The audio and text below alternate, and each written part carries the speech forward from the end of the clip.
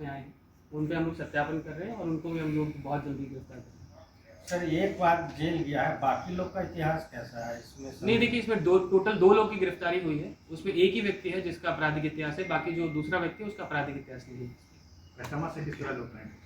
देखिए, कस्टमर से लोग डिफरेंट सोशल मीडिया का यूज़ करता है, व्हाट्सएप के थ्रू कनेक्ट करता है, टेलीग्राम के थ्रू करता है या इंस्टाग्राम के थ्रू करता है, जो मैसेंजर चैट रहता है उसके थ्रू कॉन्टैक्ट करता है।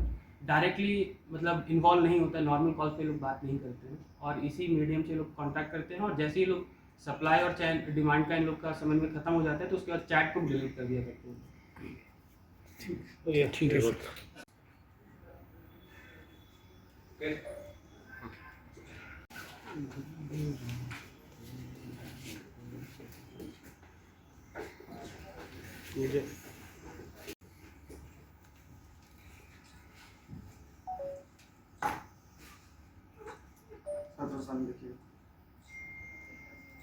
मुझे पुलिस अधीक्षक महोदय को एक गुप्त सूचना प्राप्त हुई थी कि नामकुम थाना क्षेत्र अंतर्गत एक बयांडी बाजार है, वहाँ पर कुछ अफीम तस्कर वहाँ पर आने की सूचना थी और जो खरीद बिक्री का जो एक सिलसिला चल रहा है उसको बरकरार करने का उन लोग का मकसद था। तो इसी की सूचना के सत्यापन एवं आवश्यक कार्रवाई हेतु वरीय पुलिस अधीक्षक महोदय द्वारा एक SIT टीम का गठन किया गया था, जिसमें DSP हेडक्वार्टर 1 थाना प्रभारी नामकुम और नामकुम थाना के अन्य पदाधिकारी मौजूद थे।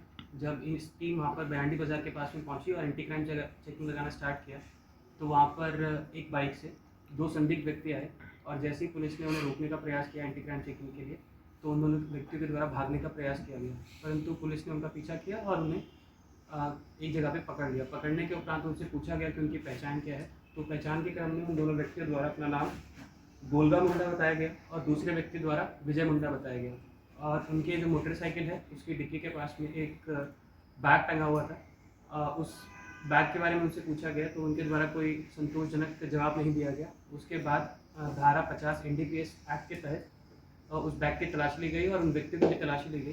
तलाशी के क्रम में उनके पास से अफीम बरामद हुआ, जिसका टोटल जो क्वांटिटी था वो 2.836 किलोग्राम है, मतलब तकरीबन 3 kg के आसपास। और उनसे जब पूछा गया कि उससे संबंधित उनके पास में कोई दस्तावेज वगैरह है तो उनके पास से कोई संतोषजनक जवाब नहीं था। इसके बाद जो मोटरसाइकिल है उसको हम लोगों ने जब्त कर लिया है, साथ ही साथ जो 2.836 kg जो अफीम है वो भी हम लोग के द्वारा जब्त कर लिया गया और 2 मोबाइल फ़ोन भी हमें बरामद हुआ है, जिसमें इन लोग के द्वारा काफ़ी पेडलर्स के साथ में कॉन्टैक्ट स्टैब्लिश किया जा रहा था और बेचने का प्रयास किया जा रहा था। तो वो चीज़ भी हम लोगों ने जब्त कर ली है और उसमें हम लोग आगे और कार्रवाई करेंगे। साथ ही साथ आपको बताते चले कि इसमें जो गोलगा मुंडा है उनका आपराधिक इतिहास रहा है, वो पहले भी पूर्व में जेल जा चुके हैं और नामकुम थाना कांड संख्या 102/14 उसमें वो जेल में गए थे। और इसी घटना के क्रम में जैसे हमें सूचना मिल रहा है, जैसे हम पहले ही बता चुके हैं कि तकरीबन पिछले 1 या 2 महीनों में NDPS के तहत हमने 4 या 5 केसेस रजिस्टर किए हैं। तो उन्हीं केसेस पे हम काम कर रहे थे, उसी के क्रम में हमें ये सूचना भी मिली है और जो आम जनता है उससे भी हमें बहुत ज़्यादा सहयोग प्राप्त हो रहा है। तो हम आशा करते हैं, रांची पुलिस आशा करते हैं कि इसी प्रकार का सहयोग पेडलर्स के बारे में या फिर जो भी खरीद बिक्री कर रहे हैं इस तरह का इन्फॉर्मेशन हमें मिलता रहेगा। सर इसका बाजार मूल्य कितना होगा सर? तकरीबन मान के चलिए कि 10 या 12 लाख के आसपास का बाजार मूल्य रहेगा। सोर्स कहाँ से किया था सर इन्होंने? देखिए, अभी सोर्स इनके द्वारा मल्टीपल जगह से बताया गया। कोई बता रहा है खुटू, बंगाल, डिफरेंट ये जगह से लोग इकट्ठा करते हैं। कहीं से मान लीजिए कि 50 ग्राम के आसपास, फिर 100 ग्राम के आसपास, फिर एक जगह पे इकट्ठा करते हैं, फिर उसके बाद आगे जब इनके पास में हेवी क्वांटिटी हो जाती है